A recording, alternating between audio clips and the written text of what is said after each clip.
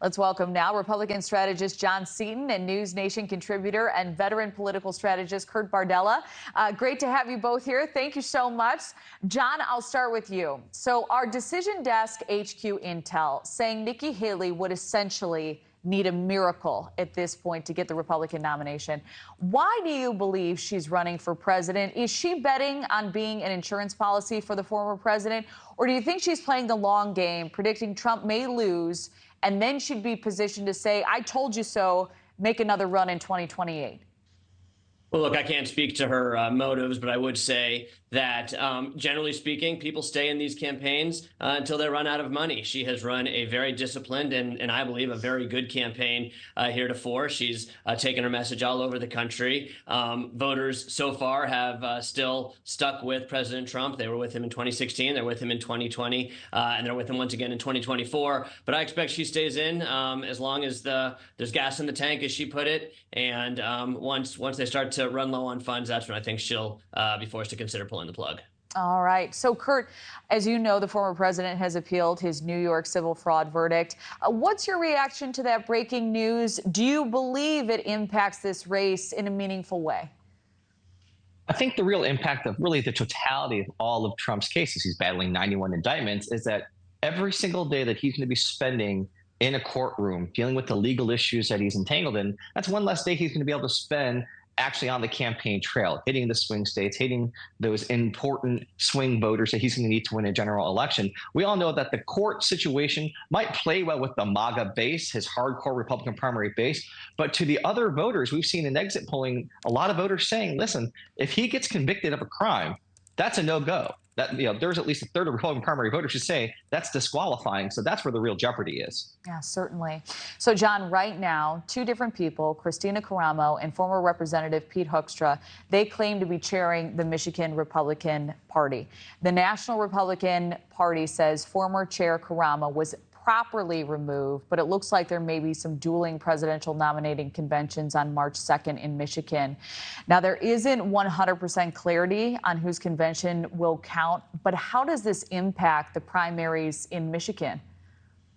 So for better or worse, I've been through a few of these intra-party fights. They're a little bit entertaining for folks who kind of follow this stuff for a living, but for the vast majority of voters, I think they have absolutely no idea what's going on kind of behind the curtain. So while it will be interesting, my understanding is that former president and most of the Republican National Committee has recognized Ambassador Hoekstra as the rightfully elected chairman. I think the vast majority of primary voters and frankly general election voters are really gonna have no idea that this is going on. It will not impact their vote, but it's always interesting when we have these intra-party fights. I've been part of a few of them.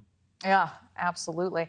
All right, so Kurt, we know South Carolina hosts an open primary. However, still, some have said the results there do expose Donald Trump's weakness as a candidate, with Haley taking roughly 40% of the vote.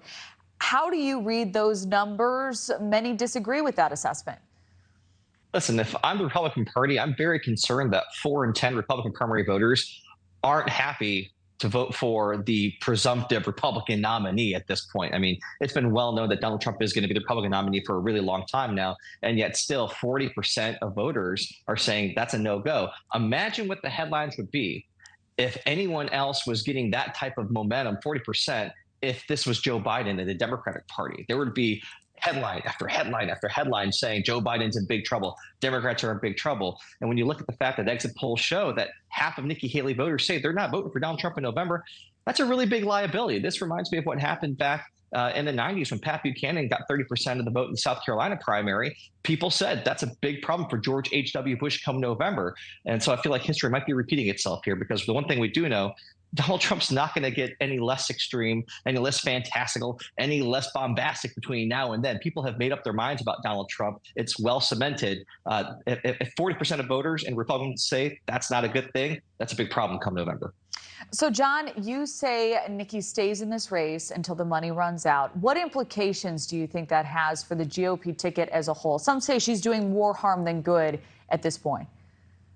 Yeah, and I think if you look back at 2016, when Donald Trump was first running for president, there was a lot of talk about his inability to kind of unite the party, his inability to, run away with the primaries, even after it was clear he was going to be the nominee. And I think what happened in 2016, what happened again in 2020, is he really was able to unite the Republican Party behind him. I do expect a lot of these folks who right now are strong supporters of Ambassador Haley are going to continue to support her. Once it becomes a two-person race between Donald Trump and Joe Biden, that will be the choice in front of them. These are still center-right Republican voters. And at the end of the day, while President Trump may not have been their first choice, he will be their ultimate choice when they vote in November. All right, we've got about 30 seconds left. But Kurt, we're hearing now that Ronna McDaniel, she's set to resign as RNC chair days after Super Tuesday.